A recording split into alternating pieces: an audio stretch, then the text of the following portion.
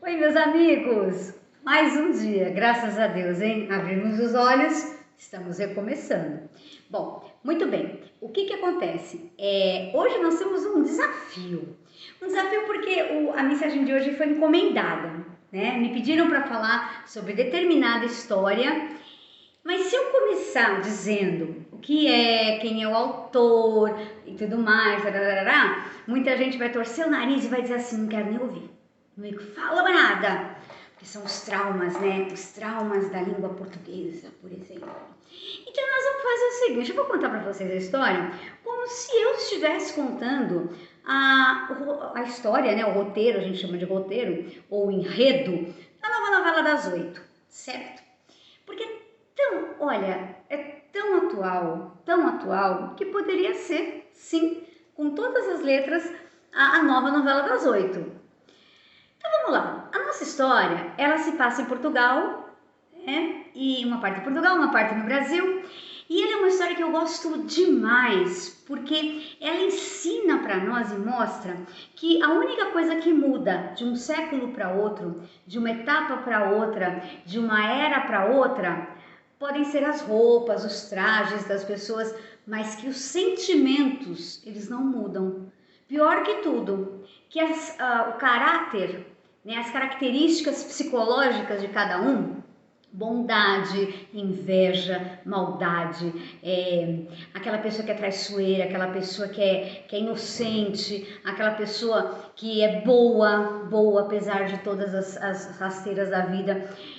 Essas características são tão inerentes ao ser humano, mas tão inerentes que não há tecnologia que mude, não há computador que resolva, não há nada. É como se você pegasse uma pessoa do século XVIII, século XIX, XX e jogasse aqui no século XXI. Essa pessoa iria estranhar muito a estrutura física dos lugares, iria estranhar por como a gente estranhava quando assistia os desenhos lá dos Jetsons. Não sei se vocês se lembram, né? Os carros que voavam, as coisas. Nossa, que loucura! Isso é muito fora da nossa realidade. Pior que não é. Pior que não é. Hoje nós vivemos uma realidade muito doida, né? Muito moderna. Mas isso, quando se fala das coisas, do progresso pelos quais as coisas passaram. Muito bem, mas o progresso do ser humano mudou o sentimento? Mudou o preconceito? Mudou a maneira de ver a vida? Então tá bom, então vamos lá. Vou dar uma prova para vocês e acho que vocês vão gostar. Quem por um acaso é bom em ler, gosta de ler muito, já vai matar charada de cara. Quem não lê vai saber no final, porque no final eu vou explicar e vou ser extremamente direta com relação a isso. A nossa história se passa no Brasil, né? Mas são alguns momentos em Portugal. E na realidade há um casal muito como era normal, né? Isso já na época, mas isso também não é diferente agora. Os casamentos eles eram arrumados, isso sim, tá? Isso pode até ter mudado. Mas os casamentos eram arrumados e normalmente as mulheres casavam-se muito jovens, porque o pai ele queria se livrar das filhas, porque as filhas eram um peso, inclusive um peso financeiro, né? Havia, e até pouquíssimo tempo, quando nasce um filho homem é motivo de honra, de orgulho, ele que vai dar sequência para a família, ele que vai dar conta dos nossos, da nossa empresa, das nossas terras, e quando nasce uma mulher é motivo de tristeza, porque significa que ela não teria competência e também que isso tudo cairia nas mãos do marido, né, do pretenso marido dela. Ora, algumas coisas estejam mudando, muita coisa continua igual. Então, a nossa personagem principal, que é a Luísa, ela se casa. Eu não vou falar os outros nomes, senão vocês vão matar a charada. Ela se casa tem um marido muito mais velho do que ela, e inclusive era hábito da época, não minha filha, chamar a esposa de filha, né? Mas por quê? Porque representava segurança financeira, segurança psicológica, uma série de coisas. E dentro das posses, estava bem de vida, né? O marido estava bem de vida, era uma pessoa ótima, um marido ótimo, um excelente marido, mas que viajava muito, viajava demais. E ela se sentia muito sozinha, e ela muito sonhadora, muito romântica. Esse tipo de gente ainda existe, né? Aquelas pessoas que sonham com o príncipe encantado, no cavalo branco, aquela coisa toda, né? Então, para ela, a vida dela não estava perfeita, porque o marido era aquele senhor sério, mantenedor, era o feijão e o sonho, né? Do Origenes Lessa, por exemplo. É um livro que existe que fala do sonho e da realidade. O marido era a realidade. Mas ela se sentia incompleta, se sentia sozinha, muito jovem, imatura. Ela tinha uma empregada, essa empregada feia, porque assim, a literatura sempre coloca assim, quem é ruim é feio, quem é bom é bonito, né? Se você está feliz, o dia está lindo, ensolarado, se você está triste, com problemas, está chovendo. Isso é uma característica muito, muito comum na literatura.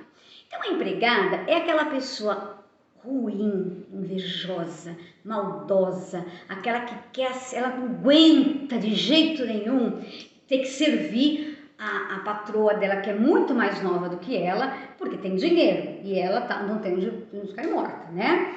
Então ela tem uma inveja violenta. Olha só, a inveja continua até os dias de hoje. E essa obra, ela é do século XVIII, ela é século XIX, desculpe, 1878, ela é do século XIX, 1800, só para vocês terem uma ideia. Só que as pessoas continuaram iguaizinhas, mudaram a roupa, mudaram a cor do cabelo, mas continuam por dentro iguaizinhas. E essa empregada, ela era muito revoltada, ela era ruim, ela era do mal. A moça inocente, frágil, né? Olha os estereótipos, né? Os rótulos. O marido, o senhor, mantenedor da casa, responsável, tudo de bom para aquela época. Mas aí, de repente, essa nossa personagem, que depois eu vou falar o nome, para vocês não matarem a charada, porque alunos meus já vão matar a charada na hora, tenho certeza, absoluta. Essa moça recebe a visita de um primo, encantador, sedutor, jovem, lindo, tudo de bom, sabe? E é claro que é o príncipe encantado no cavalo branco. O marido viajava muito, tava com a faca e com o queijo na mão, né? Ela apaixonou-se perdidamente pelo primo. Aquele amor romântico, sonhador, não platônico, porque veio a se concretizar porque eles se encontravam se encontravam à tarde, sempre à tarde, num local que eles chamavam de paraíso, né? Mas ele vinha, porque ele não morava aqui no Brasil, ele morava em Portugal. Então, de vez em quando, ele vinha, visitava a prima, e todo galanteador, e como se a prima fosse tudo na vida dele. Sabe aquele homem que você fala assim, meu Deus, eu nem mereço esse homem, de tão lindo que ele é, de tão fofo, de tão tudo, de tão encantador, o que ele viu em mim? Aí vem a autoestima baixa da pessoa, né? Pessoa que não se valoriza e que tá carente. E a carência é muito perigosa. A carência faz com que a gente faça grandes bobagens na vida. E pior, a carência faz com que a gente idealize a pessoa, crie a pessoa do jeitinho que a gente quer que ela seja. Só que a gente não vê defeito. E de repente ela não é nada daquilo que a gente imaginava. E esse primo ia e voltava, ia e voltava. Eles mandavam cartas, né? Porque na época não tinha, imagina, celular, não tinha Skype, não era assim, né? Então, no século XIX, pelo amor de Deus. E uma dessas cartas chegou na mão da empregada, da doce empregada, daquela mulher ruim, feia, amarga, revoltada, que começou a chantagear a patroa. Coisa que acontece hoje em dia do mesmo jeito, né? A gente, que também tem um lado meio sonhador e não conhece a história, vamos supor que você não conhece essa história. Você diz assim, mas então, quando começa a chantagem, esse primo, ele vai vir em defesa dela, ele vai ajudá-la, vai ser maravilhoso. Aí nesse momento, né, de repente ela fugir num cavalo branco com esse primo. Acontece que a empregada, depois eu falo os nomes de todo mundo, tá? A empregada começa a chantageá-la, ela pede tudo, roupa, joia, depois ela coloca a patroa para fazer serviços extremamente pesados de casa, ela não tinha essa estrutura física e ela vai adoecendo por quê? pela pressão, o medo de que o marido ficasse sabendo, o medo de que a sociedade ficasse sabendo. Por quê? Porque a sociedade é extremamente preconceituosa. A sociedade simplesmente mulheres separadas, nem sonhar, elas eram mal vistas, mal faladas, e isso durante bem pouco tempo é a nossa realidade, nada mudou, mudou muito pouco. A personalidade de cada um não mudou, da pessoa invejosa, da pessoa que chantageia para usufruir de tudo isso. E chegou um momento, e claro que ela chegou para o primo e falou, olha, tá acontecendo isso. E a gente espera, opa, ele vai vir, né, como um grande herói na história, salvar o amor da vida dele, porque lá no fundo a gente ainda é romântica demais, né? Mas ele se esquiva, ele se esconde quando ele vê que a coisa é complicada, porque a mulher é casada, né? E aí ele faz o quê? Ele fala, tô com tanto problema, tô com tanta coisa aqui em Lisboa, em Coimbra, não sei o quê, mas eu te amo, quando eu puder eu vou voltar aí, ó, pica a mula, picou a mula lá. Deixou a coitada da moça sozinha, sendo chantageada pela empregada, só que ela tinha bons amigos. E chegou um momento que ela desabafa com esses bons amigos. Mas ela já estava muito debilitada, muito esgotada, muito estressada, porque a empregada, ela não faz só para ter o dinheiro, ela faz para sapatear na cabeça da patroa, né? Você não vê isso nunca acontecer, né? Hoje em dia, século XXI, você não vê. Estamos do mesmo jeito que estávamos há tantos séculos atrás. E pior, se você pegar passagens da Bíblia, você vai ver coisas horrorosas que aconteciam lá, antes de Cristo até, de repente, e que você fala, nossa, eu não posso acreditar nisso. E só que ela, num momento em que ela não podia mais aguentar de jeito nenhum a chantagem da empregada, ela pede socorro aos amigos que vinham na casa dela.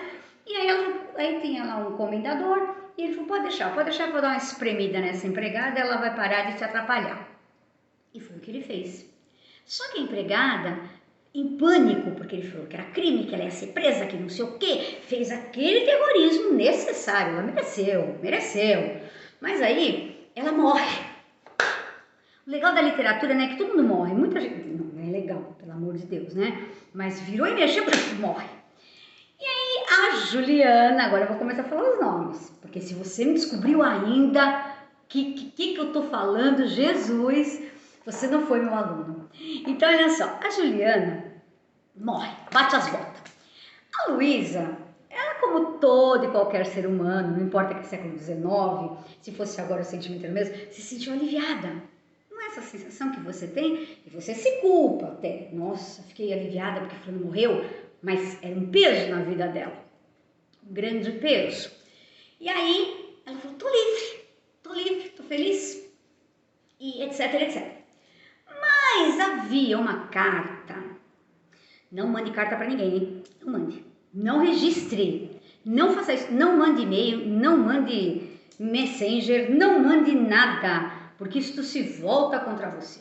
Uma hora a prova tá ali, ó, a prova evidente. Ela tinha mandado uma carta para o primo, porque ela precisava de dinheiro, porque o dinheiro tinha acabado. Tinha acabado tudo, joia, roupa, dinheiro, ela começou a fazer serviço para empregada. O marido não entendia como que ela estava tão doente, tão esgotada, mas é porque ela não tinha nem estrutura física, nem estrutura psicológica para aguentar aquele choque. Aí, essa carta foi para Portugal. O tal do primo responde a carta e diz, olha minha querida, sabe o que acontece? Eu não vou poder te ajudar porque eu tô com problemas aqui para resolver, mas fique tranquila, quando eu retornar para o Brasil, a gente vai se amar, a gente vai se encontrar no nosso paraíso maravilhoso e você vai ver, tudo vai dar certo. Muito bem. Juliana morreu, acabou o problema, né? Da Luísa, acabou o problema da Luísa. O Jorge é o marido, né? O Jorge eventualmente vem para casa, mas ele viaja muito. E numa dessas voltas para casa, quem recebe a carta é o Jorge. E o Jorge descobre a traição da Luísa. Muito bem.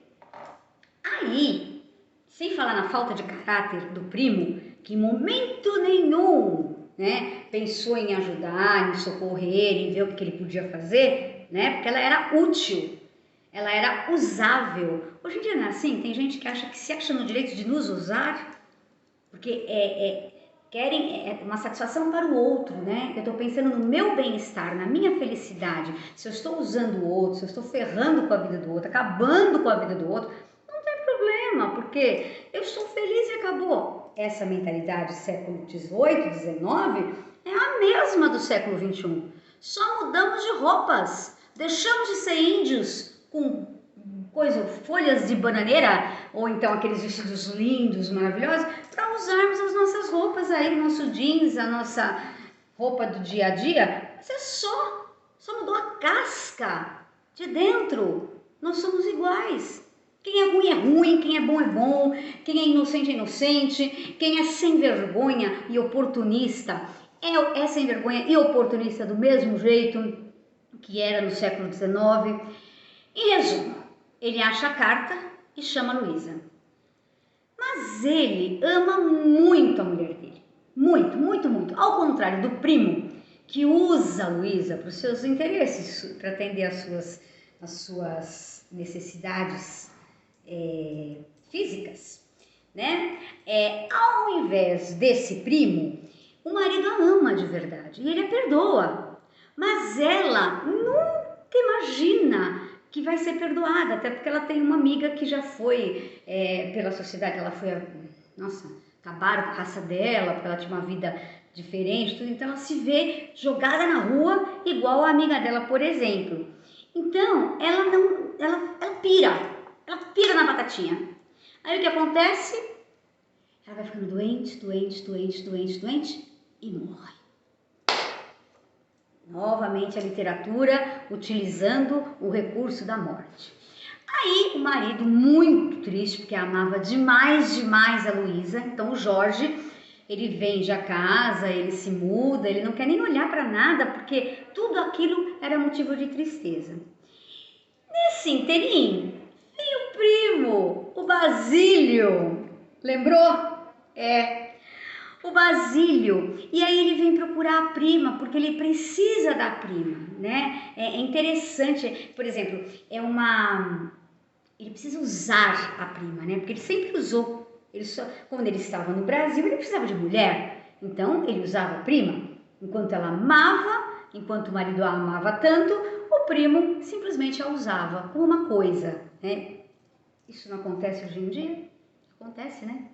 Igualzinho, se você não tomar cuidado, você vira qualquer coisa aí, ó, um objeto usável e descartável. A pessoa usa, joga fora, quando não serve mais aos seus interesses, quando você não é mais útil para essa pessoa. Sabe por quê? Até o final do livro, que é o Primo Basílio, do Eça de Queiroz, que é um dos maiores escritores da literatura portuguesa, que qualquer professor de português no segundo ano ensina para os seus alunos, e é uma história assim, muito, virou minissérie na Globo, era com o Tony Ramos, com a Júlia Gann, com o Marcos Paulo, que já faleceu, que era o charmosérrimo do primo dela, sem vergonha, safado, terrível, mas muito charmoso.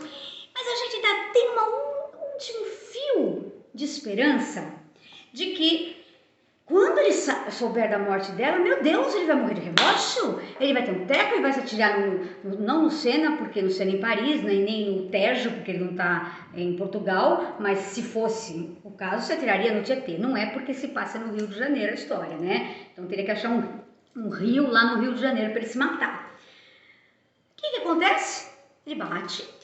Alguém atende e fala assim, Dona Luísa, a Dona Luísa faleceu. E o seu Jorge? O seu Jorge se mudou porque ele não aguentou ficar aqui com tanta tristeza, ele resolveu se mudar. Tá, muito obrigada. E a gente dá essa expectativa dele se debulhar em lágrimas, nadar em remorso, né? Que isso também não acontece agora nos dias de hoje. Ninguém nada em remorso por ninguém, ninguém fica com dó de ninguém se mata por ninguém, hein? Pelo amor de Deus, não vai se matar porque acha que o outro vai se preocupar com você, porque no dia seguinte ele já casou com outra. Então não faça isso, hein? Por favor, não faça.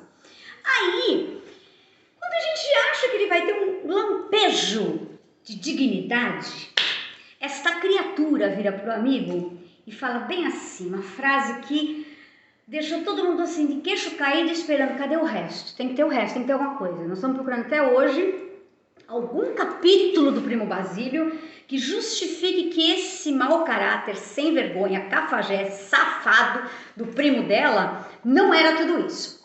Mas não existe, tá? Ele era tudo isso mesmo e hoje em dia nós temos esse tipo de pessoa também. Aí ele pega e fala assim pro amigo, que espeto, ainda por cima, presta atenção na frase, que espeto, ainda por cima ficar sem mulher. Se eu soubesse, teria trazido a Alfonsim. Alfonsim era a amante dele lá de Portugal. Então, quer dizer, o problema dele não é ela ter morrido, não é ela ter perdido toda a estrutura do casamento dela, que era maravilhoso, ela jogou no lixo por uma ilusão adolescente, de que a gente também tem essa ilusão, né, desse amor platônico que depois se torna carnal e aí a gente pensa que é tão amada, né, que é tão idolatrada e aí não é nada disso, a gente é usado, cuidado, não se deixa usar. Não se deixa usar de jeito nenhum. E aí ela jogou a vida dela fora por alguém que não valia um centavo e que ficou comprovado de que ela para ele nunca significou nada, a não ser um amante, alguém que quando ele não estava na terra dele, ele usava, né? Porque ele tinha suas necessidades de homem. Olha só. Gente, isso é revoltante. A gente termina o livro querendo dar na cara desse Primo Basílio, mas tanto. Mas aí a gente se dá conta que isso nós não podemos fazer, né? Mas a gente pode fazer uma outra coisa. Eu sei que essa mensagem está grande, mas não tem como deixar menor, né? Então é o Primo Basílio, escrito no século XIX pelo Eça de Queiroz, como personagens principais desse triângulo amoroso, o Jorge, a Luísa e o Basílio. A Luísa que amava o Basílio, aliás, o Jorge que amava a Luísa, que amava o Basílio, que não amava ninguém, a não ser ele mesmo. Ele só amava a si próprio. Agora pare e pensa, quantas pessoas você conhece que só sabem amar a si mesmas e que tentam usar você, que tentam fazer você se sentir culpada, porque afinal de contas, coitadinho dele, né? Ele precisa de carinho, ele precisa de atenção. Quando na realidade ele está te usando e fazendo você se sentir culpada por não fazer exatamente tudo que ele quer que você faça. Quando a gente ama, a gente emburrece. Se apaixonar é emburrecer. Não que não seja bom, mas pode ter certeza, quando você sair desse estado de inanição, desse estado assim de transe, você vai dizer, meu Deus, como eu fui burra, como eu fui imbecil, fui idiota demais. Mas isso tudo é aprendizado. Então eu quis usar o Primo Basílio para vocês, minhas amigas. Mulheres independentes, bonitas, lindas. Vocês não precisam de nenhum Basílio na vida de vocês, não. Também não quer dizer que não existam Jorges. Há pessoas e homens maravilhosos. Talvez não naquele aquele perfil de galã. Mas pelo menos são pessoas que vão te amar de verdade. O amor existe. Amor. Paixão dura no máximo 2 anos. O amor existe. Então, não pense também que a vida só é feita de Basílios. Existem alguns Jorges, mas nunca se esqueça. Quando você perceber que a pessoa ela só exige e ela não te dá nada em troca, ela não se doa, ela não se preocupa com você, é porque ela não te ama. Porque se ela te amar, ela vai brigar junto com você contra todos os desafios da vida. E é por isso que a gente tem que escolher alguém para dividir a vida que nos ame, para a gente poder batalhar, lutar junto e construir uma história de amor. Eu espero que tenha ajudado. Se alguma de vocês estiver numa situação aí, com um safado sem vergonha, mau caráter, picareta, nossa, como o Basílio, para que você tenha a coragem de chegar bem para ele e falar assim, meu filho, tchau, não quero mais olhar para sua cara, já era. E procure um Jorge para te fazer feliz. Beijo, toda a felicidade do mundo. Deus abençoe, um lindo dia. Amo vocês.